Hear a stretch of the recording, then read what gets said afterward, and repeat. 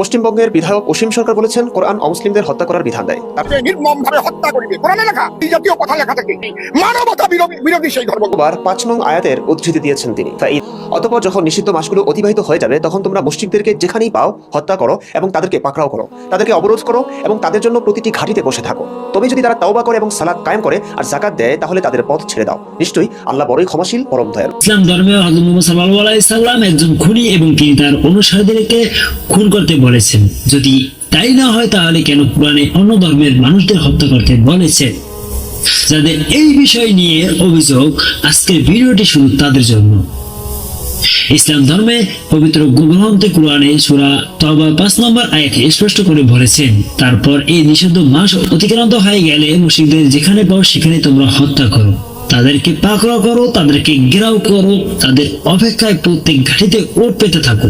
কিন্তু তারা যদি তওবা করে, নামাজ প্রতিষ্ঠা করে, যাকাত আদায় করে, তাহলে তাদের পথ ছেড়ে দাও।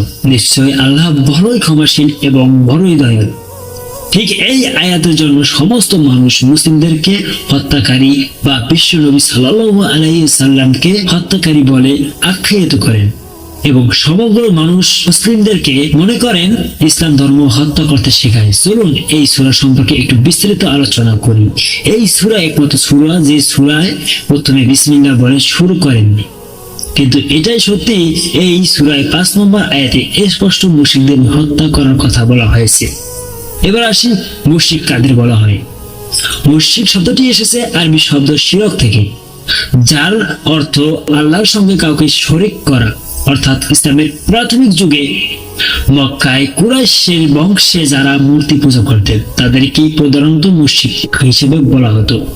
তবে তারা বিশ্বাস করত আল্লাহ সৃষ্টিকর্তা, কিন্তু তাদের ধারণা ছিল ভিন্ন দেব দেবী বা মূর্তির মাধ্যমে আল্লাহর কাছে পৌঁছতে হবে। তাই তারা কাবার ভিতরে এবং আশেপাশে মোট 360টি মূর্তি স্থাপন করেন। এবার আসি, সত্যি কি কোরআন সমস্ত অমুসলিমকে হত্যা করতে বলেছে, নাকি এর মধ্যে লুকিয়ে আছে অন্য ঘটনা?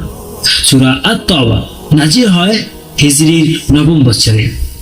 তখন আরবের উপদ্বীপে মুসলিমদের সঙ্গে কিছু নির্দিষ্ট মুশরিক গোত্রের সঙ্গে চুক্তি হয়। তারা 10 বছর কোনো যুদ্ধ করা যাবে না, দুই পক্ষের বিরুদ্ধে পরস্পর সাহায্য করবে না।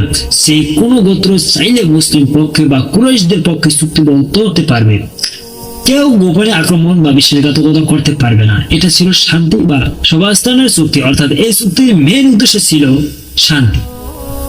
কিন্তু এই চুক্তি হওয়ার পরেও সেই মুশরিকরাও বারবার সেই চুক্তি ভঙ্গ করেছিল। তারা গোপনে ষড়যন্ত্র করে, বিশ্বাসঘাতকতা করে এবং অকারণে বারবার যুদ্ধ করেছিল। অর্থাৎ এক কথায় তারা বারবার সমস্ত চুক্তি ভঙ্গ করছিল। এটা শুধু একবার নয়, তারা বারবার করতে থাকে। তখন নাজিল হয় এই সূরা আত-তাওবা। তখন বলা হয়, অস্তিত্ব ভঙ্গকারী মুশরিকদের যেখানে পাবে সেখানেই হত্যা করো, তাদের প্রত্যেকটা গাড়িতে ওট পেতে বসে থাকো। কিন্তু যেসব মুশরিকরা ক্ষমা চাবে তাদেরকে ক্ষমা যেতে দাও।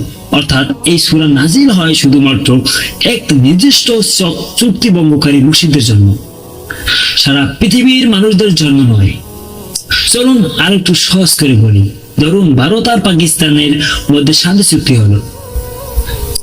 সেই চুক্তিতে লেখা হলো পরস্পর কেউ কাকে আক্রমণ করবে না, কখনো বিশ্বাসঘাতকতা করবে না, কখনো চিট করবে না এবং নিরাপদ মানুষদের হত্যা করবে। কিন্তু এই চুক্তি হওয়া সত্ত্বেও পাকিস্তান বারবার ভারতবর্ষকে আক্রমণ করলো এবং করতে থাকে। কাশ্মীরের উপর হামলা চালায় এবং অকারণে মানুষদের হত্যা করতে লাগলো। তাদেরকে বারবার সতর্ক করা সত্ত্বেও তারা এই অপকর্ম করতেই থাকলো। তারা প্রতিনিয়ত চুক্তি ভঙ্গ করেছিল। এবার সত্যি করে বলুন তো, ভারতবর্ষ কি চুপ করে থাকবে? একদমই না। যেহেতু তারা বারবার সতর্ক করা সত্ত্বেও চুক্তি ভঙ্গ করেছে, তাই তাদের এই হামলা থামানোর জন্য তাদের সঙ্গে যুদ্ধ ঘোষণা করতে হবে। তেমনি মুশরিকরাও যখন বারবার চুক্তি ভঙ্গ করছিল, তাই তাদেরকে শুধরানোর জন্য 4 মাস সময় দিয়েছিল। যদি তারা এই 4 মাসের মধ্যে না শুধরায়, তবে চুক্তি ভঙ্গকারী ও অশান্তি সৃষ্টিকারী মুশরিকদের যেখানে পাবে সেখানে হত্যা করা হবে। চলুন আরেকটা উদাহরণ দিই। ধরুন একদল ক্রিমিনাল যারা প্রতিনিয়ত অপকর্ম করে চলছে। প্রশাসন তাদেরকে বারবার সতর্ক করেছে, তবুও তারা কোনো রকমের বদলায়নি, বরং অপকর্ম বেড়েই চলেছে। একটা সময় পুরুষদের সঙ্গে তাদের চুক্তি হয় তারা আত্মসমর্পণ করবে, কিন্তু এই চুক্তি হওয়ার পরেও তারা বারবার অপকর্ম করতেই থাকে। এবার বলুন তো, এই অপকর্ম থামানোর জন্য পুলিশ কি করবে? নিশ্চয়ই পুলিশ তাদেরকে যেখানেই দেখবে সেখানেই এনকাউন্টার করবে। ঠিক এই সূরার মাধ্যমে ওই নিজস্ব জাতি মসজিদদেরকে সতর্ক করেছিলেন যাতে তারা আর অপকর্ম না করে শান্তি নিয়ে আসে। এখান থেকে জলের মতো পরিষ্কার কোরআন বা মুহাম্মদ সাল্লাল্লাহু আলাইহি ওয়াসাল্লাম কখনো নিরাপদ মানুষ হোক বা ইঁদুর হোক বা মুশরিক হোক তাদেরকে কখনো হত্যা করতে বলেননি, বরং তিনি সমস্ত মানুষকে ভালোবাসতেন। যদি মুহাম্মদ সাল্লাল্লাহু আলাইহি ওয়াসাল্লাম সত্যি মানুষকে না ভালোবাসতেন, তবে সূরা আল কাফিরুনের 6 নম্বর আয়াতে কেনই বা বলবেন তোমাদের ধর্ম তোমাদের, আমার ধর্ম আমার?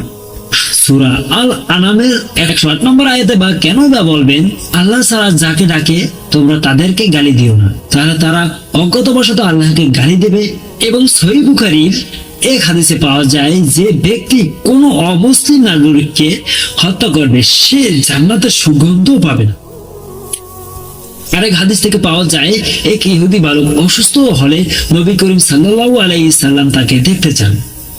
এবং আরেক হাদিস থেকে পাওয়া যায় যে ব্যক্তি কোনো অমুসলিম নাগরিককে হত্যা করে কিয়ামতের দিন তার বিরুদ্ধে বাদী হবে। অর্থাৎ এখান থেকে স্পষ্ট নবী করিম সাল্লাল্লাহু আলাইহি সাল্লাম অন্য ধর্মের মানুষদের খুব ভালোবাসতেন। তার এই আয়াত নিয়ে এত বিতর্ক, সেই আয়াত সমগ্র মুসলিমদের জন্য নয়, বরং কোনো এক সময়ের কোনো এক নির্দিষ্ট চুক্তি লঙ্ঘনকারী মুশরিকদের জন্য। আর যারা এই আয়াত নিয়ে বিতর্ক সৃষ্টি করেন, এট ফার্স্ট এই একটা আয়াত না পড়ে পুরো তওবা সমস্ত আয়াতগুলো পড়ুন এবং তার সমস্ত প্রেক্ষাপট সহ সমস্ত মানে জানার চেষ্টা করুন। সবকিছুর পরিপ্রেক্ষিতে একটা কথাই বলতে চাই, সে হোক হিন্দু ধর্ম, হোক মুসলিম ধর্ম, কিংবা হোক খ্রিস্টান বা বৌদ্ধ ধর্ম, এই ধর্মকে পুরোপুরি না জেনে সেই ধর্মকে উটেটি করা অন্যায়। আপনি তখনই মন্তব্য করুন যখন আপনি সমস্ত ঘটনা সম্পর্কে অবগত, আর ভুলেও কোনো ধর্মগ্রন্থের অপব্যাখ্যা করবেন না। আর একটা কথা সবসময় মনে রাখবেন, আমাদের ধর্ম আমাদের কাছে শ্রেষ্ঠ, তাদের ধর্ম তাদের কাছে শ্রেষ্ঠ। তাই কোনো ধর্মকে অসম্মান করবেন না। প্রত্যেক ধর্মের উপর রেসপেক্ট রেখে কথা বলুন, কারণ আমি বিশ্বাস করি প্রত্যেক ধর্মই শান্তির ধর্ম, প্রত্যেক ধর্মই শান্তি শিখায়। কিন্তু এই সমাজে এক শ্রেণীর মানুষ আছে যারা ধর্মগ্রন্থগুলোকে বিকৃতি করে প্রতিনিয়ত অশান্তি পাতাচ্ছে। নিশ্চয় নিজের ধর্মটাকে শ্রেষ্ঠ প্রমাণ করুন, কিন্তু তা অন্য ধর্মকে ছোট করে নয়। আমার ভিডিওর উদ্দেশ্য কোনো ধর্মকে ছোট করা বা অসম্মান করার জন্য নয়, বরং আমার ভিডিওর উদ্দেশ্য সত্যটাকে জানানো। আর সত্য হলো নিম পাতার মতো, খেতে তেতো হলো উপকার আসে। আর ভিডিওতে কোনো রকমের ভুল ত্রুটি থাকলে তাহলে অবশ্যই ক্ষমার দৃষ্টিতে দেখবেন এবং আমার চ্যানেলটিকে অবশ্যই আপনারা সাবস্ক্রাইব করবেন এবং আপনার মূল্যবান মতামতটি অবশ্যই আমার কমেন্ট বক্সে জানিয়ে দেবেন, তাহলে মনে একটি তৃপ্তি পাই। ধন্যবাদ।